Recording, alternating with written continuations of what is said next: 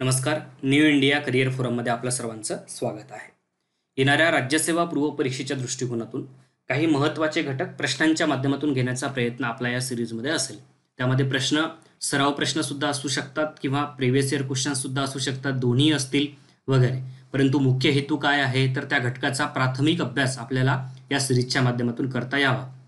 मित्रांनो, प्राचीन आणि मध्ययुगीन भारताचा इतिहास यावर साधारणतः 5 ते 6 प्रश्न आपल्याला विचारल्याचं दिसून येतं. या आधीच्या प्रश्नपत्रिकांचं जर तुम्ही अनालिसिस कराल तर 1 वर्ष 7 प्रश्न सुद्धा विचारण्यात आलेली होती. त्या अनुषंगाने प्राचीन आणि मध्ययुगीन भारताचा इतिहासाचा अभ्यास करत असताना असे काही घटक आपल्याला निवडायला हवेत येणाऱ्या काळामध्ये, जे एव्हरग्रीन आहेत, ज्यावर नेहमी प्रश्न विचारतात.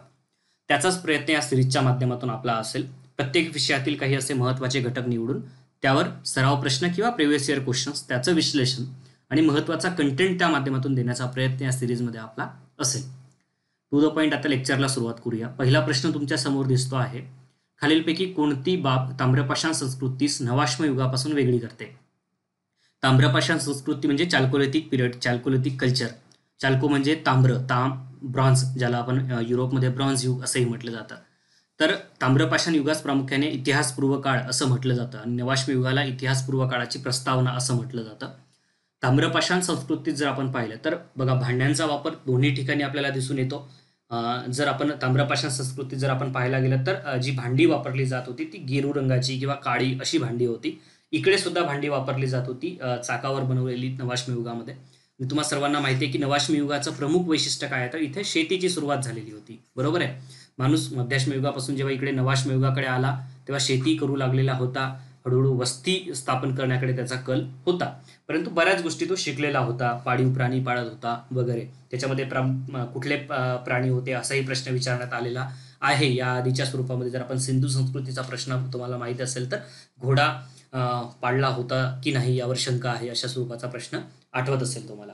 ठीक आहे. पुढे आपण त्याचा सविस्तर अभ्यास करणारच आहोत. परंतु या प्रश्नांच्या माध्यमातून काय दिसून येतं तर भांड्यांचा वापर दोन्ही ठिकाणी होता. दगडी अवजारे नाही, तर वनस्पती पाळणे नाही, तर धातूचा वापर. म्हणजे याला मुख्य फरक आपल्याला काय दर्शवतो तर धातूचा वापर हा ताम्रपाषाण संस्कृतीत केला जात होता. म्हणूनच ती संस्कृती किंवा तो जो कालखंड आहे तो आपण इतिहासामध्ये वेगळा पाहतो. इतिहासपूर्व काळ यासाठीच म्हटलं जातं कारण तो महत्वाचा कालखंड आहे.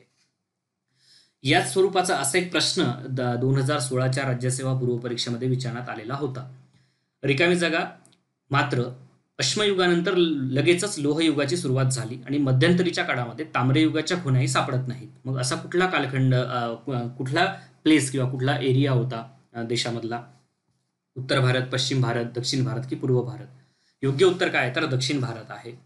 आता याच्यामध्ये बऱ्याचदा काय होतं की मॅप बेस हा प्रश्न आपल्याला दिसून येतो आणि आपला अभ्यास जर त्या पद्धतीचा असेल त्या दृष्टीने तर आपल्याला ते आठवायला, रिमाइंड करायला सोपं जातं. लक्षात घ्या. ठीक आहे. त्यामुळे दक्षिण भारत हे त्याचं योग्य उत्तर आहे.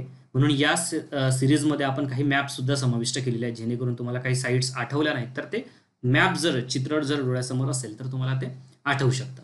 एक ब्रॉडली जर त्याचं कॅटेगरायझेशन आपण करायला गेलं तर काय आपल्याला कालखंड दिसतो तर इसवी सन पूर्व 5 लाख ते 10,000 वर्ष हा पुराणाश्म युगाचा कालखंड दिसतो. मध्याश्म युगामध्ये साधारणतः 10,000 ते 4,000 वर्ष, नवाश्म युगामध्ये 7,000 ते 1,000 वर्ष आणि ताम्रपाषाण संस्कृती साधारणतः 2,500 ते 750 इसवी सन पूर्व हा आपल्याला ब्रॉडली कालखंड दिसतो.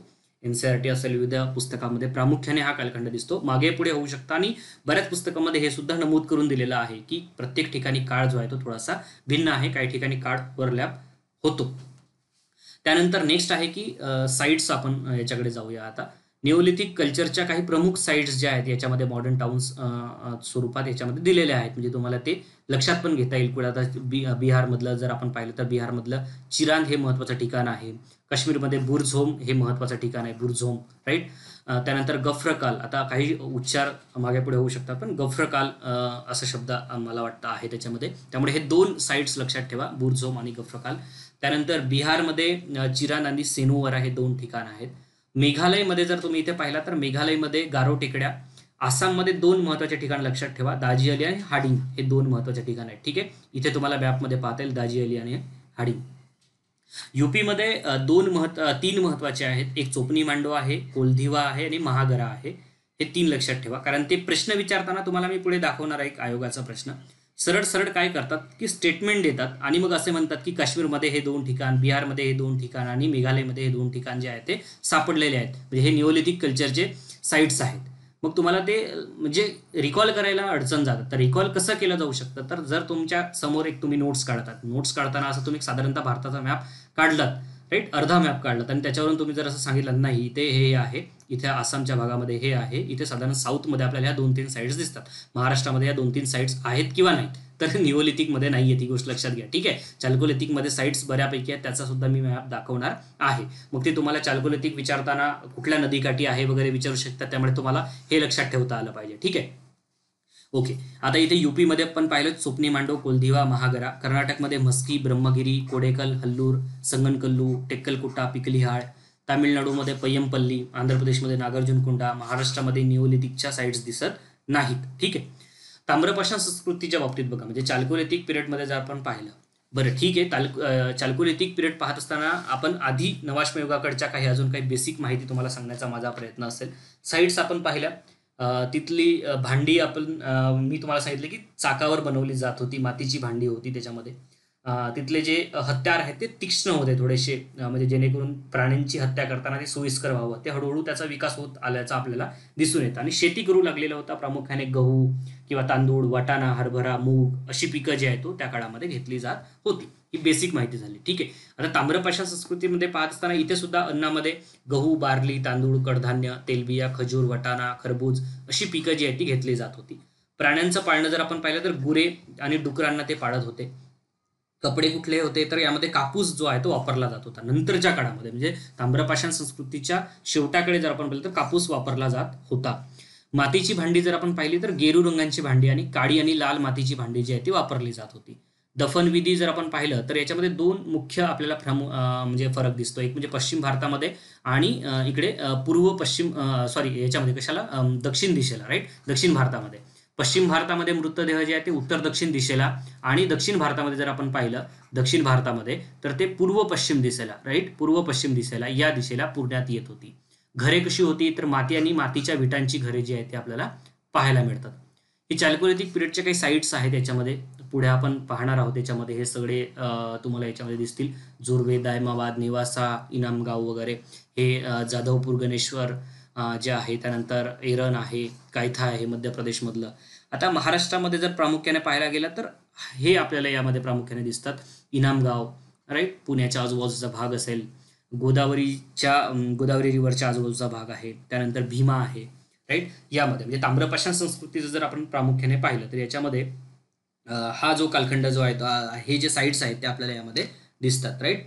ओके. आता पुण्याच्या आजूबाजूचा भाग जर आपण पाहिलं, इथे जर तुम्ही पाहिला तर दायमाबाद, नेवासा हे जे आहेत ते गोदावरी रिव्हरच्या आजूबाजूला आहेत, राईट.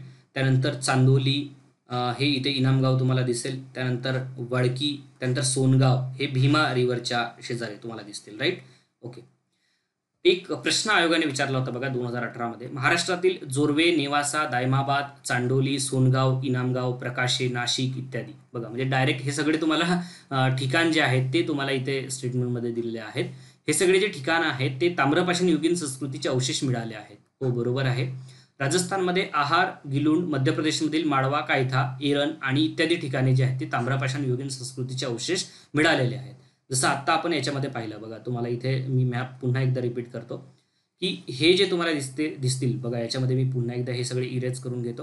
हे एरन जे आहे, कायथा आहे, नवदातोली आहे, हे सगळे जे आहेत हे तुम्हाला याच्यामध्ये मध्य प्रदेशच्या ठिकाणी तुम्हाला यामध्ये पाहायला मिळतील, राईट. ओके. मग याच्यामध्ये काय विचारलं होतं की कोणतं योग्य पर्याय, उत्तराचं योग्य पर्याय कोणतं आहे, तर दोन्ही विधाने जे आहेत यामध्ये बरोबर आहे. स्टेट सर्व्हिस प्रिलिम 2018चा हा प्रश्न आपल्याला विचारण्यात आलेला होता. ताम्रपाषाण युगीन महाराष्ट्राच्या बाबतीत काही बेसिक माहिती लक्षात ठेवण्याचा प्रयत्न करा. महाराष्ट्रामध्ये उत्तर हडप्पा संस्कृतीचे जे लोक पोहोचले होते याचा पुरावा दायमाबाद येथे मिळालेला आहे आणि ती तिथे पोहोचण्याआधीच्या काळामध्ये ती ताम्रपाषाण युगीन संस्कृती होती आणि तिला सावरदा संस्कृती या नावाने ओळखलं जात होतं. त्यानंतर तिथे अनुक्रमे माळवा संस्कृती आणि जोर्वे संस्कृती यांचे अवशेष मिळालेले आहेत. दायमाबाद येथील सावरदा संस्कृतीचे लोक जे आहेत ते चाकावर घडवलेली मातीची भांडी जी आहेत ते वापरत होती. धुळे जिल्ह्यातील कावठे या स्थळाच्या उत्खननात सापडलेल्या शंखांच्या वस्तू सौराष्ट्रातील हडप्पा संस्कृतीच्या लोकांशी असलेल्या विनिमयाचा पुरावा जे आहे ते दर्शवतात. शेतकऱ्यांच्या कायमस्वरूपी गाव वसाहती ज्या आहेत महाराष्ट्रामध्ये प्रथम कुठे, तर माळवा संस्कृतीत. हा प्रश्न विचारला जाऊ शकतो, त्यामुळे लक्षात ठेवा. प्रथम कुठे, तर माळवा संस्कृतीच्या लोकांनी बसवलेल्या होत्या. आणि ते महाराष्ट्राचे आद्य शेतकरी, ठीक आहे, आद्य शेतकरी म्हणून ओळखले जातात. प्रश्न जर असा आला की महाराष्ट्राचे आद्य शेतकरी म्हणून कोणत्या संस्कृतीच्या लोकांना ओळखतात, तर प्रथम माळवा संस्कृतीच्या लोकांना ओळखतात. ठीक आहे. जोर्वे संस्कृती या नावाने ओळखली जाणारी नवीन संस्कृती जी आहे ती उदयाला आली आणि नगर जिल्ह्यातील जोर्वे ही संस्कृती जी आहे ती या काळामध्ये महत्वाची आहे. ते एक नाव तुम्ही लक्षात ठेवा. ठीक आहे मित्रांनो, लक्षात घ्या, शॉर्ट बट स्वीट देण्याचा प्रयत्न या सिरीजच्या माध्यमातून असेल आणि एक्झाम ओरिएंटेड काही महत्त्वाचे घटक असतील ते इथे तुम्हाला प्रामुख्याने दिसतील. न्यू इंडिया करिअर फोरमची एक 100 डेज प्लॅन ही जी बॅच आहे ती सुरू झालेली आहे. ही ऑनलाईन बॅच आहे. यामधील सर्व लेक्चर्स तुम्ही तुमच्या वेळेनुसार पाहू शकता आणि या लेक्चर सिरीजमध्येच तुम्हाला 14 टेस्ट पेपर जे आहेत ते मोफत मिळणार आहेत. स्पेशलिस्ट टेस्ट सिरीज जॉईन करू इच्छिणाऱ्या विद्यार्थ्यांसाठी टेस्ट सिरीज सुद्धा उपलब्ध आहे. ही टेस्ट सिरीज याचा पहिला पेपर 26 मे रोजी होणार आहे. त्याचं सविस्तर सूक्ष्म टाइम टेबल आपल्या टेलिग्राम चॅनलवर सुद्धा उपलब्ध आहे. ते तुम्ही त्यामध्ये पाहू शकता. 10 दिवसांचं तुम्हाला वेळापत्रक दिलं जातं, ते टॉपिक्स प्रोव्हाइड केले जातात, त्याच्यावर लेक्चर्स दिलं जातं आणि त्याच्यानंतर मग 10व्या दिवशी तुमचा पेपर जो आहे तो होत असतो. पुढच्या 60 दिवसांमध्ये हे सगळं संपवायचं आणि त्याच्यानंतर मग उर्वरित 40 दिवसांमध्ये त्याची रिव्हिजन करायची. हा आपला एक अप्रोच आहे. त्याच्यामुळे जास्तीत जास्त याची रिव्हिजन करण्याकडे आपला कल जो आहे तो असेल, कारण परीक्षा फार काही दूर नाही आहे, ही गोष्ट लक्षात घ्या. ठीक आहे, परीक्षा लवकर आहे, सिलेबस वास्ट आहे. यावर्षी GS वर आधारित कट ऑफ असणार आहे, त्याच्यामुळे GSला अत्यंत महत्त्व आपल्याला द्यावं लागणार आहे. परंतु त्यासोबतच CSAT सुद्धा करायचा आहे, मात्र तो पात्र स्वरूपाचा असल्यामुळे किमान पात्रता एवढे गुण जे आहेत आपल्याला त्यामध्ये यायला हवेत. त्यासाठी सुद्धा आपले टेस्ट जे आहेत ते साधारणतः 4 टेस्ट जे आहेत ते आपल्या CSATच्या सुद्धा याच्यामध्ये असणार आहेत. सविस्तर माहिती आपल्या न्यू इंडिया करिअर फोरमच्या ॲपवर तुम्हाला मिळेल. भेटूया आपण नेक्स्ट सेशनमध्ये. थँक्यू.